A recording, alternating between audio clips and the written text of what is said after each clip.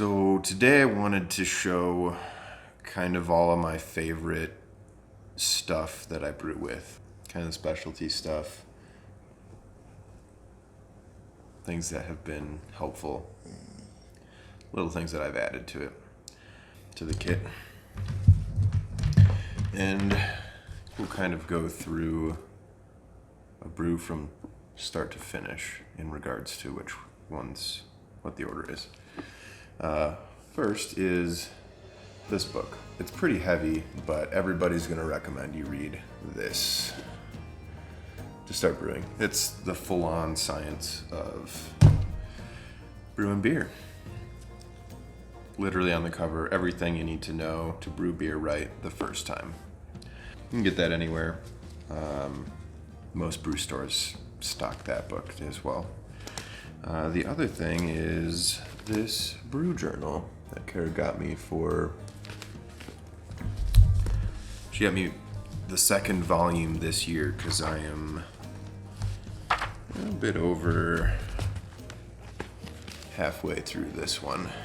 These I think she got from Keg & Co. And this is just how I track everything. It's got everything I need for the recipe, for like all of the wedding beers that I made. Those recipes I've kind of fine-tuned. Some of them started off as malt extract beers, so like the conversion is in there. Just has been really fun to kind of track how the beers change. So to start, I'm actually going to talk about something I've essentially removed from my process, which is the auto siphon. The first one I got, I loved. It didn't leak air at this little O-ring in here at all. So I use it all the time. It was really nice not to have to work to get your beer or vert or anything like that flowing. But at some point, that seal got worn out, so it was letting bubbles in, which you don't really want when you're bottling or anything later in the process because it'll oxidize and give you off flavors. So this I essentially don't use anymore. I always let air in, doesn't seem to flow that well for me. So yeah, I just don't use it anymore. What I do use is this contraption. So this is the same cane actually from my first auto siphon. And this little stainless steel T and the crimper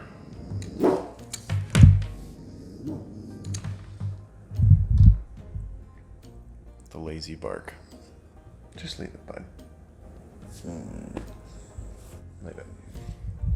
Actually got from Mrs. Robart because she was brewing wine at some point and had this. So with this, I can put the cane in my beer, this down in my new transfer bucket. I crimp off the end here and breathe on this side. So when I see beer coming through, when it gets here, I can stop sucking on this, crimp it off, and beer keeps flowing through it. So this doesn't have any issues that you get from the like little filter cap that's on here. I've had this fill with hops and then the siphon stops. I do get more stuff through it because there isn't any kind of filter on this. But I love this. I actually tried to replace some of the hose, but it wasn't quite the right size, so that's the only issue that I'm going to have here. The next thing in the process that I got is a big old wire colander. So this I can only really use on batches that are like 10 or 11 pounds is kind of the biggest I do in my 5-gallon kettle. So when my mash is done, oh, and this is a double screen on here. When my mash is done, in that kettle. I can pull the bag out, sit it on top here, and squeeze right into this.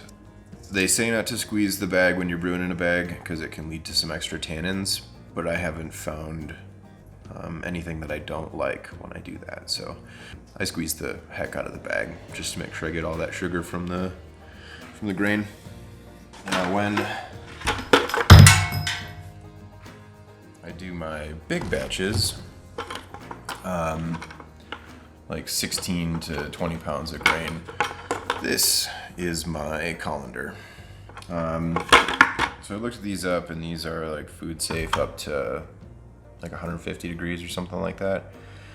So once the grain bag cools down a bit, I put this in another bucket, and I usually have 2 non-holy buckets next to each other. Put this in one, put my grain bag in there, and I squeeze out into this so that I can add the rest of that to my boil. For squeezing the bag, I think at Home Depot they called these like pop can chicken gloves or something, but they're grow gloves. It's just your basic grow glove. Yeah, this I'll put my hand right in boiling water and not have a problem. So this is what I use to squeeze out the bag. Make sure I get all of that fine sugar out of the grain.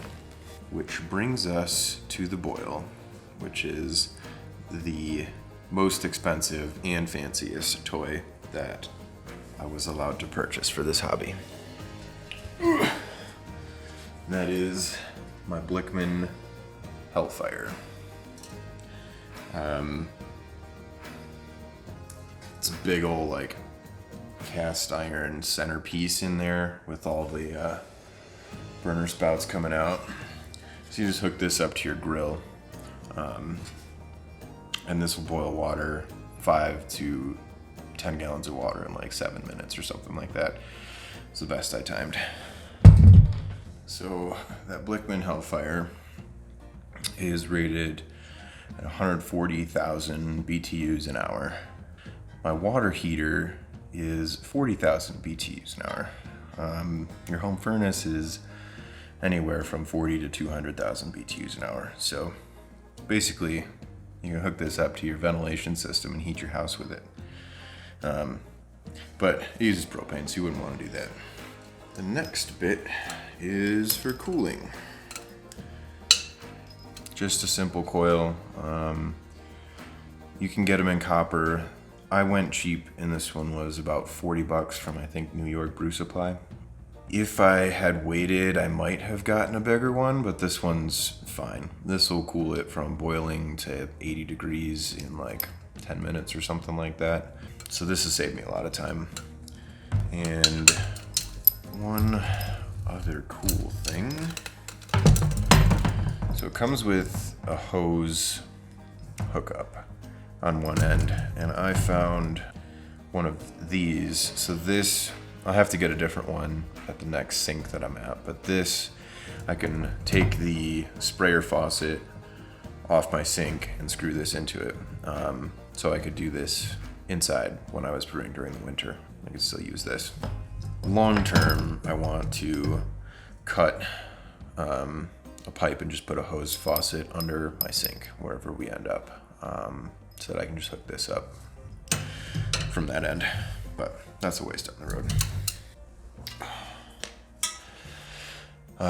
This is a 6-gallon carboy. I tend to use this or a bucket way more than the first 5-gallon glass carboy that I got. So I'd recommend one of these. And then I have one of these thermometer stickers on all of my fermenters, which actually has your type of beer scaled on there. So they're like a couple bucks. So good idea to get one of those on there. And also from O'Connor's Homebrew Supply, got one of these. This is just a drain Carboy Dryer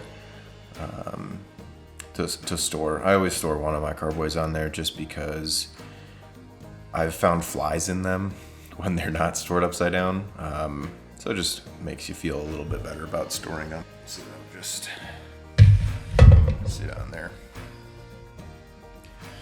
You can make these, but I didn't have, I have one more carboy, so I'll probably make one someday. I skipped something. So this, after brewing, I just use one of these big tubs.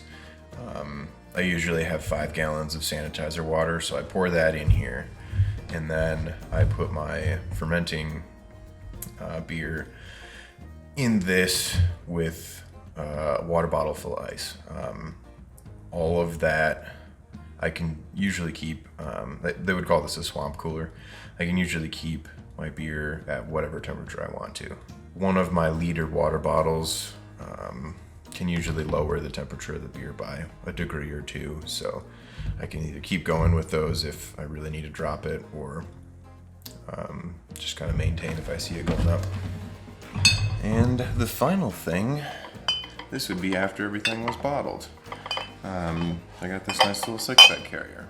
It actually is a sept pack carrier.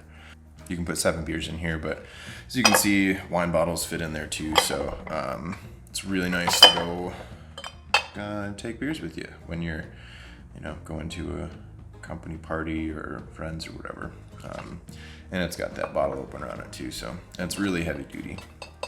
I've seen some of these that are a bit cheaper and more fragile. This one's really nice and solid, so I don't know where that brand is from. I got this for Christmas as well. I think that's all my fun stuff here. Couldn't really show my favorite gear without just bringing up these two. These are the only 2 cleaners and sanitizers that I have. PBW will strip the glue on bottles really well, so if you're trying to recover your, used, I think who is a good, I think New England Brewing Company, New Belgium Brewing Company. Those labels came off really well with PBW. If there's anything that isn't coming off easy with sanitizer, I go for the PBW. Yeah, honestly don't use it too much because I try to keep everything from getting dried on and nasty. This will always take beer gunk off. And then Star San is the only sanitizer I use. Yeah, this is basically the whole process. Before bottling, post cleaning, yeah. I actually usually pour some into a spray bottle as well, just to have around the house. Yeah, since it's food safe, I spray down my countertops with it every once in a while. If I get something gross on there, yeah, it's good to have around. And that's all my crap.